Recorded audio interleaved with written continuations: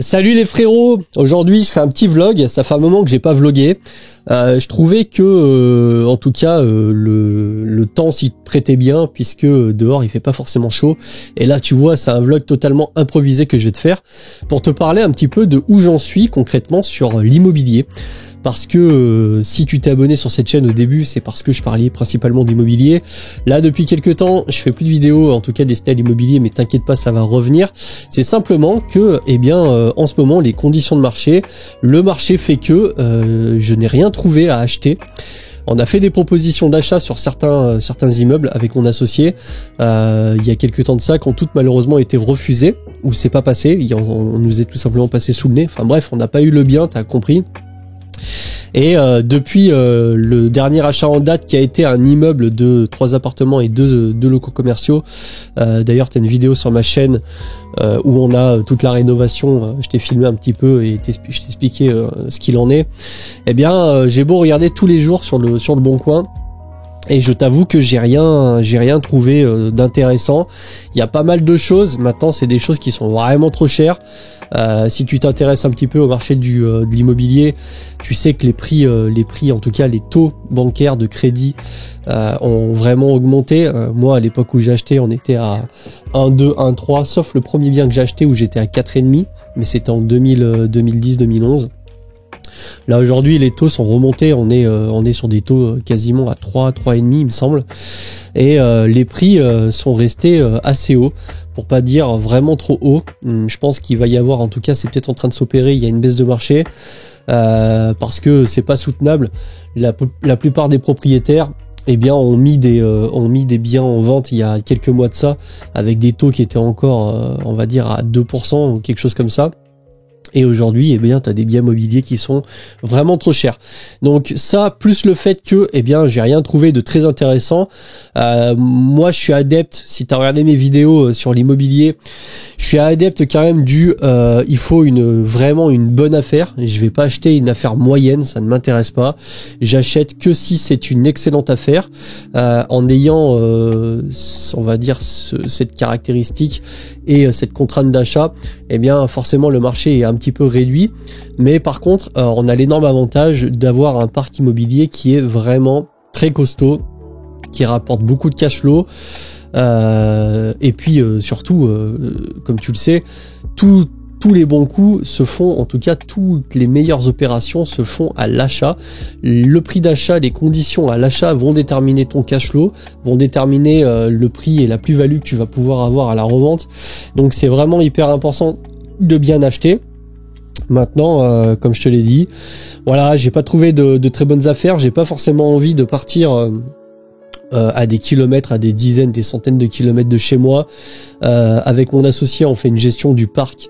On l'a fait nous-mêmes, donc ça demande du temps. Maintenant, on a vraiment réduit les problèmes, contrairement à une époque où on pouvait avoir des problèmes qui s'enchaînaient les uns après les autres. Là, on a vraiment réduit les problèmes liés à tout ça. On fait principalement de la réparation de premier niveau, ça va être une toute petite fuite d'un côté ou des petites bricoles. Et le reste du temps, c'est globalement de la gestion locative, gérer un peu de paperasse, de la compta. Mais très concrètement, voilà, ça se fait, on est deux. J'ai la chance d'avoir un associé qui est bien actif à ce niveau-là, et du coup c'est pour ça qu'en ce moment c'est un peu calme. C'est pour ça aussi que j'ai réduit un peu les vidéos sur l'immobilier. Cependant, je suis pas totalement inactif. Là, j'ai aidé un collègue à rénover son appartement, donc rénovation complète. On a refait l'électricité, la salle de bain, j'ai repris de la plomberie, cuisine neuve. Enfin bref, on a vraiment fait beaucoup de choses. Ça nous a pris globalement une vingtaine de jours en rénovation que tu peux retrouver sur sa chaîne. C'est un entrepreneur français, alias Clément Morfin, donc qui principalement est orienté autour du domaine des montres. Mais voilà, là il a fait un vlog en plusieurs épisodes sur la rénovation de son nouvel appartement, parce que ça fait toujours plaisir. Et comme je te l'ai dit, depuis plusieurs mois, pour pas dire depuis maintenant 1 an et demi, j'ai beau regarder tous les jours sur le marché, et il y a rien qui m'intéresse, ou en tout cas il y a rien qui m'intéresse vraiment fortement. Toutes les affaires qui m'intéressaient, on a déjà fait des propositions, on a déjà essayé de négocier, elles ont été soit vendues, soit on n'est pas arrivé à trouver un accord avec tout simplement les vendeurs. C'est pour ça que c'est un petit peu mort. Après, ça fait des cycles, et c'est la raison aussi pour laquelle je fais de l'immobilier, que je fais de la bourse, que je fais maintenant du business un peu en ligne. Je crée du contenu, j'ai essayé de partager de l'expérience. À terme, je vais essayer de monétiser un peu mes compétences et de faire de l'accompagnement, et je vais, s'il y a des personnes intéressées qui pourront me solliciter pour que je les accompagne dans des projets immobiliers. Mais voilà, c'est vrai qu'en ce moment, je me consacre vraiment sur ma chaîne YouTube. Mine de rien, les vidéos, ça prend pas mal de temps, puisque, je le rappelle, je fais tout dans la vidéo. J'enregistre, je gère l'éclairage, je gère le son, je monte les vidéos. Enfin bref, je délègue absolument rien dans un premier temps. Et je voulais passer par cette étape, tu vois, d'apprendre à faire des vidéos et tout simplement que ça me coûte le moins d'argent possible dans un premier temps pour m'améliorer, parce que j'avais envie. Et dans un deuxième temps, ce que je ferai, eh bien, c'est que bien évidemment, plus je vais avancer dans mon parcours global et plus je vais déléguer, que ce soit dans l'immobilier, déléguer par exemple certains travaux de rénovation que j'ai fait en grande partie moi-même, mais ça a été vraiment formateur. J'ai gagné beaucoup d'argent et beaucoup de rendement sur le fait de faire les travaux. Dans la vidéo, c'est pareil. À terme, je déléguerai le montage et puis peut-être avoir carrément un caméraman à dispo. Bon, ça, c'est pour plus tard. Je t'avoue que là, je fais mon petit chemin tranquillement. Je suis pas pressé. Je dépends pas de YouTube pour avoir des revenus. Je rappelle que pour l'instant, je travaille encore. L'activité en ce moment dans la branche où je suis, elle est assez faible, et c'est la raison pour laquelle j'ai fait la vidéo sur le MacBook Pro qui va bientôt sortir. Appareil qui me permet tout simplement de bosser pendant les moments un petit peu creux et de créer du contenu. Je suis en train de créer des articles justement dédiés à la bourse, à l'investissement, à l'immobilier, au mindset, à l'entrepreneuriat. Bref, tout ce qui concerne encore une fois le domaine de l'investissement, parce que eh bien, si tu es sur cette chaîne, c'est parce que je parle de ça et parce que ça doit t'intéresser, que tu as peut-être envie de te lancer, que tu as besoin d'un support vidéo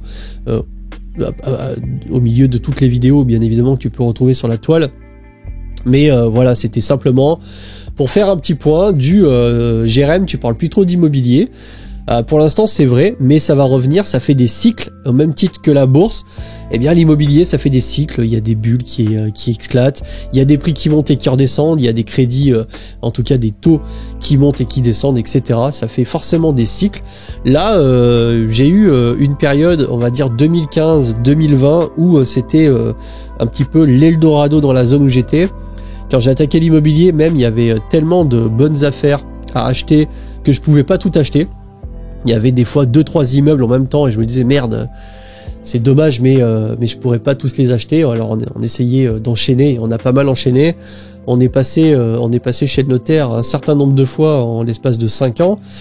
Et au final, on a acheté, rénové et revendu certains biens, et heureusement on en a encore une très grosse partie.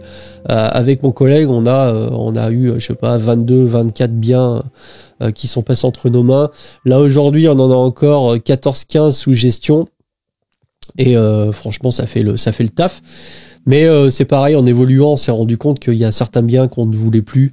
Ça rapportait, mais ça rapportait pas assez, et on préférait de se libérer un petit peu d'endettement pour pouvoir voir plus gros et voir plus grand. Bon, il se trouve que pour le moment, ça n'a pas été concrétisé. On a failli à un moment avoir, failli c'est peut-être un grand mot, mais on était en tout cas sur une négociation d'un énorme bâtiment, et ça s'est pas fait malheureusement, sinon ça aurait carrément été game changer pour nous. Dans le sens où on parlait d'un très gros truc, un projet à 1 million d'euros avec une douzaine d'appartements, et ça a rentré vraiment beaucoup de locatifs. Mais voilà, ça s'est pas fait. Après, faut savoir aussi accepter que tout ne va pas forcément comme tu le veux. Nous, en tout cas moi, je m'inquiète pas. C'est d'ailleurs une des raisons pour lesquelles je suis très content d'être un peu multiplateforme, bourse, immobilier, création de contenu, business en ligne, peut-être vente de formation plus tard, je sais pas. Et c'est pour ça que pour l'instant, eh bien, je me consacre à ma chaîne YouTube. La bourse, j'en fais systématiquement, et d'ailleurs c'est un fil rouge, comme tu as pu le comprendre si tu regardes mes vidéos, le fait d'investir régulièrement en bourse. Mais franchement, concrètement, ça me prend 30 secondes par mois le temps de lancer mon ordre. C'est vraiment pas ça qui me prend du temps. Et pour combler un petit peu ce temps que j'ai ou pas, eh bien j'écoute des podcasts. J'ai l'avantage d'avoir un boulot de technicien et je me déplace à domicile. Je suis expert en télécom et je fais beaucoup de routes. Depuis peu, j'ai pas mal de temps de pause à attendre. Du coup, je me gave vraiment de podcasts et de livres audio. et je me forme très régulièrement tous les jours avec des vidéos. Honnêtement, je vais pas te mentir, je regarde un petit peu tout ce qui est regardable dans le domaine du business en ligne, que ce soit Yann Darwin, Julien Fluot, Ketami Kabash, Cédric Anissette, Oussama Amnar, Yumi Donzel et tout. Même s'il y a des personnalités que j'aime pas forcément, vraiment je m'efforce de tout écouter, Charles Gave, etc. pour essayer d'avoir le maximum de cordes à mon arc et d'essayer d'avoir le maximum de connaissances sur le sujet. Et du coup voilà, je trouve que j'ai un bon compromis, même si je te cache pas que j'aimerais quand même me libérer de mon boulot. Alors je pense qu'honnêtement là je suis arrivé à un stade où je pourrais, parce que si je me libérais de mon boulot, je crois que je suis à l'équilibre financièrement parlant. Et surtout, je pourrais me consacrer pleinement sur l'activité, par exemple YouTube, à savoir que quand même ça prend du temps.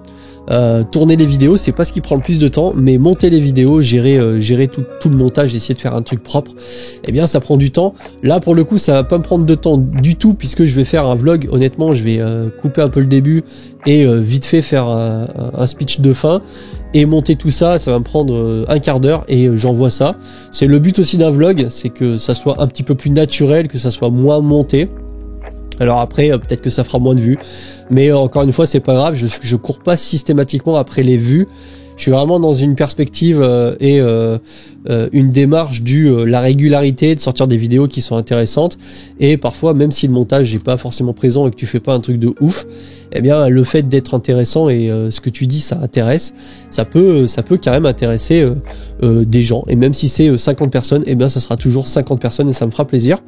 Et du coup je te disais oui, j'aimerais bien me libérer de mon taf, mais pour le coup le fait d'avoir encore ce taf, le fait d'avoir une activité qui est un petit peu en baisse, ce qui me laisse du temps.